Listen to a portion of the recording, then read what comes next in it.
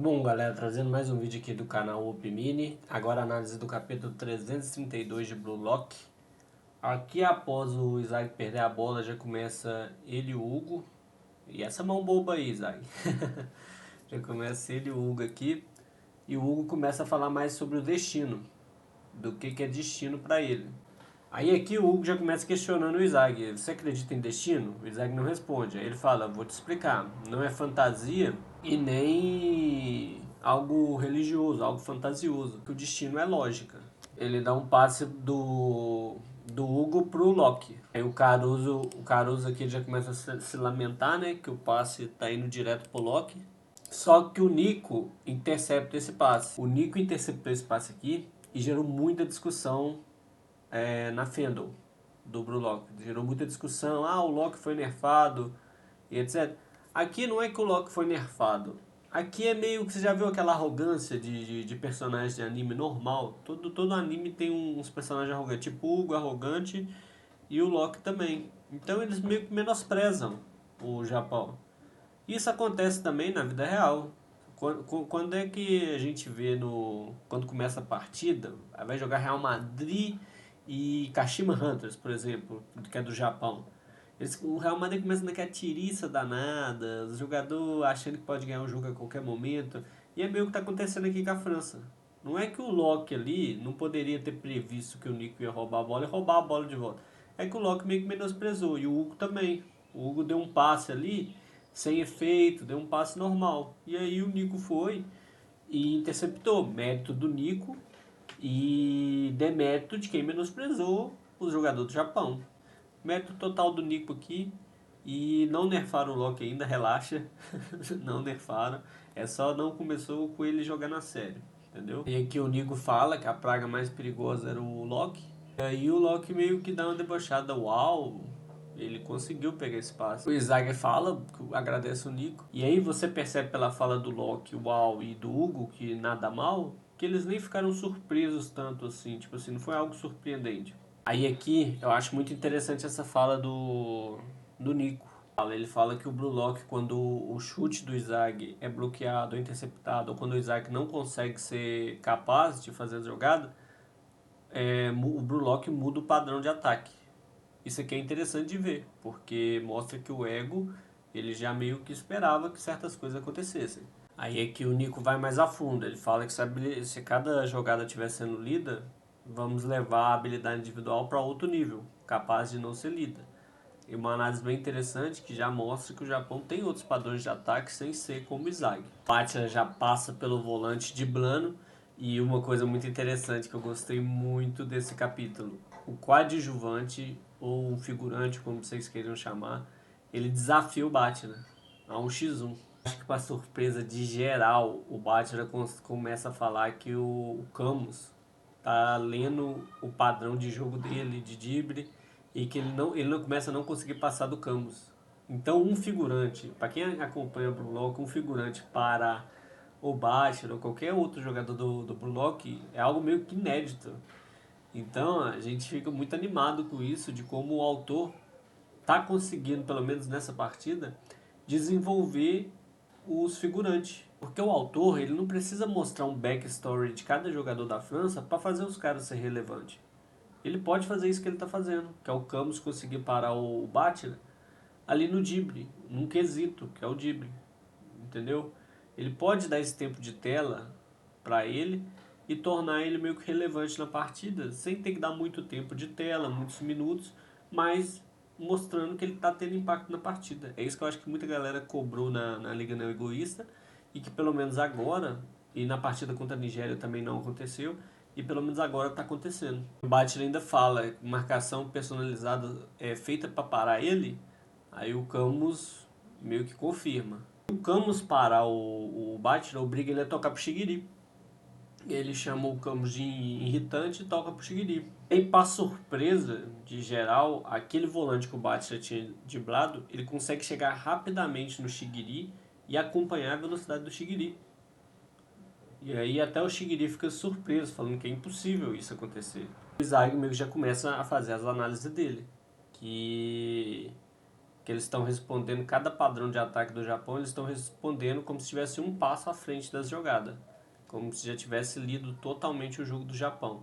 Isso aqui, eu vou falar mais pra frente, eu acho que é uma ideia clara do autor para esse início de partida. Vou explicar mais à frente o que eu estou querendo dizer com isso. Conclui que tudo está um nível abaixo da França. Tudo que o Japão fez até que está um nível abaixo da França e que a França está jogando com a lógica. Tudo que o Japão tem de melhor, a França está anulando. E aí chega o Hugo por trás do Izag, lá ele, e começa a falar, continuando a falar sobre o destino. E que o Hugo ele começa a falar que as pessoas já nascem com físico, personalidade, talento, capacidades básicas já estão decididas desde o momento que a gente nasce. Desde que a gente nasce. E aí ele fala, em outras palavras, quer dizer que desde o nascimento dos seres humanos, nenhum é igual ao outro. Isso é verdade. Entendeu? E aí eu vou aprofundar, vou esperar o Hugo terminar de falar, eu vou aprofundar nisso. Aí ele vira aqui e fala, ó, para as coisas que você não tem talento, não tem como você vencer a pessoa que tem talento. E ainda pergunta pro Isaac, não é isso? Um leão, se ele tentar voar, se você olhar pro céu e ver um leão tentando voar, você vai chamar ele de idiota. Porque o leão ele não vai voar, ele não tem asa. Aí ele conclui reafirmando o que ele já tinha falado, que se todas as pessoas vivessem conforme suas aptidões, o mundo seria um lugar melhor. E aí, o que o Hugo quis dizer com essas palavras? Eu vou meio que resumir aqui para vocês, usando um exemplo que eu acho que vocês vão entender. Vamos supor que você está na escola. Você aprende matemática muito rápido, mas tem dificuldade em ciências. E outra pessoa aprende ciências muito rápido e tem dificuldade em matemática. Quando vocês forem escolher uma faculdade, não adianta vocês escolher uma faculdade que, por exemplo, eu sou muito bom em matemática e vou escolher ser médico, sendo que eu sou ruim em ciências. Não adianta, isso é desperdiçar seu talento, porque se você é muito bom em matemática, se você acha uma área, se você é muito bom em matemática e você acha uma área que envolve matemática, você vai estar no lugar certo, você vai aprender aquilo muito mais fácil. E aí o que acontece muitas das vezes? Por influência externa, a pessoa, ou por arrogância, ou por ego, igual esse anime se trata muito sobre ego, a pessoa fala, não, eu sou bom em matemática, eu sou ruim em ciências, mas eu quero ser médico. Então eu vou lá estudar anatomia, estudar tudo que eu sou ruim e ser médico. E aí a outra pessoa que era boa em ciências, às vezes faz a mesma coisa. Eu sou bom em ciências, eu poderia ser um baita do médico, mas eu vou lá para engenharia, vou fazer engenharia. E sendo que eu vou lá fazer engenharia, sendo que a pessoa não é boa em matemática. Ela vai lá ter que se esforçar o triplo da pessoa que já tem o talento, que já aprende muito mais rápido matemática que ela, e cria esse conflito de tipo, a pessoa tá no lugar errado, ela tem que se esforçar o triplo, ela tem que se esforçar o quadro para alcançar uma pessoa que meio que já nasceu com aquele talento ali de aprender rápido. Então é isso que o Hugo fala. Se você tem um talento em certo esporte, por exemplo, vamos supor, você é um baita tenista e não sabe jogar futebol. Não adianta você querer ser jogador de futebol se seu talento era o tênis, se seu talento era o basquete, se seu talento era o vôlei. Não adianta você querer ser jogador de futebol se o seu talento era o atletismo, entendeu? Então, o seu talento, você tem que usar ele a seu favor, não a seu desfavor. E tipo assim, o que o Hugo mais ou menos diz aqui é que não adianta você querer ser bom em tudo. Que você não vai ser aquilo que você quer. Você vai ser aquilo que você tem talento. Aí basta você também saber qual que é seu talento. Tanto que o Hugo aqui, o Isaac agora vai falar o que ele entendeu das palavras do Hugo. O Hugo fala que viver conforme a genética é o destino para ele. Que ele, tipo, aqui ele meio que afirma que ele nasceu para ser meio campo. E que não adianta ele tentar ser atacante. É o que o Zag acaba de entender. Que o Zag vai e fala: o que você quer dizer com isso? Você está dizendo que eu não tenho talento para ser atacante, que eu deveria virar meio campo? Eu já sei disso. Desde que eu entrei pro Brock eu já sei disso. Mas tem uma coisa que você não colocou na sua equação. Aí o Isaac fala que. E aí o Isaac fala que sabe muito bem disso. Só que ele aprendeu no Bullock que o destino é algo que pode ser reescrito com puro egoísmo. E aí ele passa a bola pro Rim. Aí muita gente aqui também chegou e falou: nossa, o Isaac já está se adaptando ao Hugo. Mas na verdade não. Na verdade ele só fez o que o Hugo queria, que era passar a bola. Porque Aqui, por exemplo, qualquer atacante de elite não vai passar essa bola. Aí aqui, se o Isaac passou essa bola, é como se ele tivesse assumido que o Hugo estava certo. Como se ele tivesse feito uma jogada de meia, ao invés de fazer uma jogada de atacante, que é tentar a finalização, finalizar a jogada, ou se não, fazer uma jogada que beneficia ele para ele finalizar. Pode ser que eu queime a língua aqui e no próximo capítulo o Rim devolva a bola para o Isaac faça o gol. Aí eu venho aqui e falo, ó, minha análise estava errada. Mas até então, a minha análise sobre esse lance é exatamente essa, que o Isaac fez o que o Hugo queria, que era passar a bola, ao invés de enfrentar o Hugo como um atacante de elite faria, tentar uma jogada individual ou tentar finalizar a jogada, ele meio que assumiu, ó, eu não vou conseguir passar, eu vou tocar pro Rim. Só que isso entra lá no que o Nico falou também, quando ele roubou a bola. Que quando o Isaac não funciona, o Brulock tem uma estratégia. Talvez a estratégia seja justamente essa. Fazer a bola chegar no rim, já que o Isaac não funciona, o segundo plano é o rim. E aqui, o que eu falei que eu ia fazer uma análise aqui no fim? É que aí uma cena muito massa, que é o Rim fala concordando com o Isaac e dominando a bola e falando, sim, pode contar comigo que eu me encarregarei de destruir tudo. Aí o Loki entra na frente do Rim e fala, as coisas não mudam tão facilmente assim, não é à toa que se chama destino, não é? Aí o Rim meio que fica surpreso. E aí o episódio termina. E aí o que eu queria falar no final do episódio aqui? É que o autor ele parece querer destruir o Japão uma peça por uma. No início da partida, ele já provou que a defesa não funciona. Que o Aiko, os três defensores lá, não funciona, não é capaz de parar a França. Depois, ele fez o Hugo parar o Isaac, mostrando que o Isaac não funciona. A jogada do Riel também não funcionou. A jogada do Shigiri não funcionou. A jogada do Batman não funcionou. E agora a última peça que falta não funcionar é justamente o Rim. Então eu acho que esse episódio, por que o Nico roubou aquela bola do Loki? É justamente para acelerar esse caos que o autor está criando de o Japão não conseguir criar de forma nenhuma.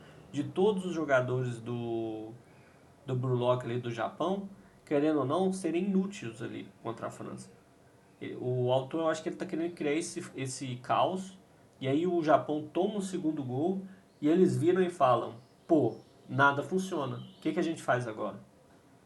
Entende? Eu acho que o autor está querendo criar esse caos por enquanto, mostrando que nenhuma peça funciona, porque vamos supor, se o Hugo dá aquele passe ali, o Loki domina a bola e faz o gol 2-0, a gente já está especulando aqui que no próximo ataque o Rim poderia fazer o 2-1.